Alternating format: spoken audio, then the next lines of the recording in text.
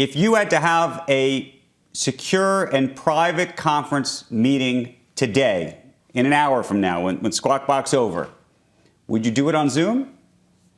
I would. So, I mean, to be frank, my 3 kids use Zoom every day for school.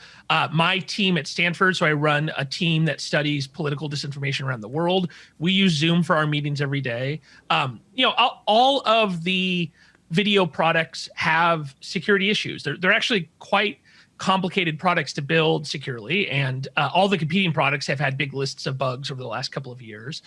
And the key thing is to just be really careful in your setup. So if you're going to use Zoom, make sure you've set a password.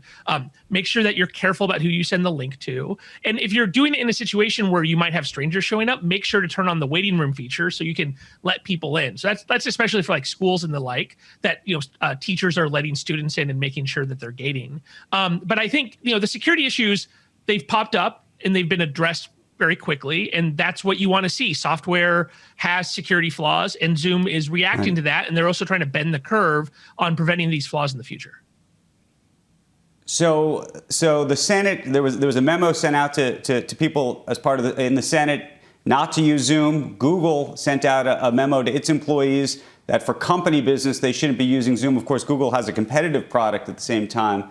But how should users think about those kinds of warnings that are coming out and that are reaching the public?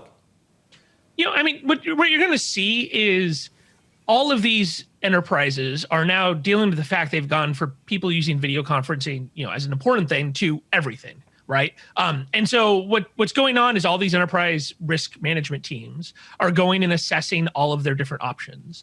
And like I said, the truth is that all of the products have interesting security features. So, Google, there's been discussion around Zoom's encryption not being end to end, and that's true. We're working on some options in the area. Neither is Google Hangouts, neither is Microsoft Teams, neither is WebEx. None of those products provide that level of security. They all decrypt the communication on the network.